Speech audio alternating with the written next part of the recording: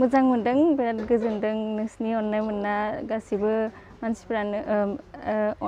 बिराद अननाय होदों बिराद गोजोनदों आं सानाखैमोन बिदि अननाय मोनगोन होनना गोजोनदों जोबोद गोजोनदों। बे खेलखौ मालानिफ्राय गेलेजेननायमोन? बे खेलखौ आं उन्दैनिफ्रायनो गेलेदों एसे उन्दैनिफ्राय ओरैनो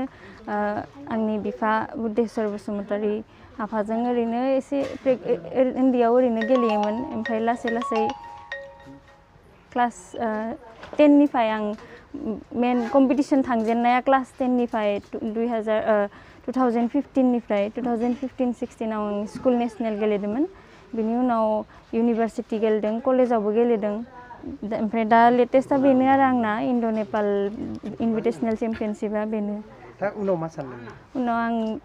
दा फरायगासिनो आं दा 5th semester BPES bachelor of physical education and sports फरायगासिनो बेखौनो आं फरायलांगासिनो ओमफ्राय स्पर्ट्स लाइनावनो मा मोनलाङो जेराव चान्स मोनलाङो बेखौनो आं मावलांगोन सानदों आरो आं जोबोद साबायखर हरनो सानो दिनै जोंहानि न'आवनो नुजाफैनाय आंनो मान बावफैनाय जोंनि UBPOनि आफाद दैदेनगिरिमोन आरो सिलापथारनि बाथौ आफादनि दैदेनगिरि बिथांमोना जोंहानि न'आव फैनानै दिनै आंखौ लोगो मोनफैबाय आं जोबोद गोजोनबाय जोबोद साबायखर रोजा रोजा साबायखर बावहरो खुलुमनायखौ बावहरो जोबोद गोजोनदों बेनोसै। गोजोननायथ' बहुद दङ गिबियावनो रादाबगिरि नोंथांमोननिसिम साबायखर थाग्रोबाय लोगोसे रायजो राजा बिथांमोना लोगोसे UBPOनि दैदेनगिरि बिथांमोना फैनानै आरो लोगोसे जोंनि सिलापथा ओनसोलनिनो बाथौ धोरोमगिरि आफादनिफ्राय बिथांमोना फैनानै रोजा रोजा जों मान बावफैनायखौ आं नुनानै आरो गोजोन बावसिनदों आरो लोगोसे जोंनि बे फिसाजोआ बिदि फार्स्ट टाइम बिदि गल्ड मेडेल मोनबोदों बेनि थाखायथ' बहुद गोजोननाय थादों आरो लोगोसे जोंनि न'खरनि गारजेनल' नङा जोंहा गौरब दङ जोंनि स्टेटनिफ्राय थांनानै आसाम स्टेटखौनो मोनसे आसाम स्टेटनि थाखाय मोनसे गौरब लाबोनो हादों बेनि थाखाय आं जोबोद गोजोनदों आरो बे समाव नोंथाङा दा बे समाव मा मावो? आङो माने एक्स CRP जाबाय दा आं CRPFआव साख्रि मावोमोन आङो 20 बोसोर कमप्लिट खालामनानै रिटायार लाबोबाय दा आङो बै साख्रियाव थानाय समावनो बा जोङो मुभमेन्ट खालामबाय थानाय समाव आं टाइम पास खालामोमोन बे CSK लोगोफोरजों गेलेनानै आरो दै ओमफ्राय आं सानसेखालि बै काश्मीरनिफ्राय जेब्ला आं न'आव सुटि फैयो आं VIPआव माने सोफ्लांदोंमोन बे चेस बर्डखौहाय आरोना ओमफ्राय न'आव फैनानै आं बे गथ'आबो न'आवनो थायोमोन डन बक्सआव फरायनाय समाव ओमफ्राय आं टाइम पास खालामदों आरो गथ'खौ माने आं फोरोंजेनदोंमोन आरो ओमफ्राय आं सानाखैमोन बेबायदि बे स्कुलाव थांनानै जे दिनै गल्ड मेडेल लाबोगोन बेखौ आं सानाखैमोन आरोखि आं ओरैनो टाइम पास खालामनानै फोरोंजेनदोंमोन आं बेखौ आंनो फोरोंदों आरो फार्स्ट दिनै बेनि फिथाइखौ गावनि माबाजों गावनि आखाइजों गावनि दिमागजों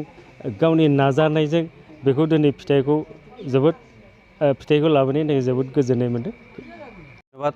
প্ৰথমত আজি আপোনাৰ ছ'চিয়েল মিডিয়াক মই ধন্যবাদ জ্ঞাপন কৰিছোঁ যে আমাৰ জ্যোতিনগৰ নিবাসী বুদ্ধেশ্বৰ বসুমতাৰী অনিন্দিতা বসুমতাৰী তেখেতৰ ছোৱালী আজি আমাৰ অঞ্চলৰ কাৰণে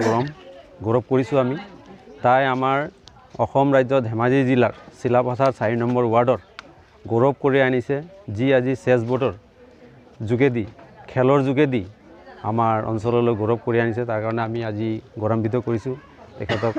উজ্জ্বল ভৱিষ্যত কামনা কৰিছোঁ আগন্তুক দিনতো এনেকৈ আগবাঢ়ি যাওক বুলি আশা কৰিছোঁ বা আমাৰ সমাজতো এনেধৰণৰ বিভিন্ন ছাত্ৰ ছাত্ৰী এতিয়া আছে যিবিলাক পঢ়া শুনাৰ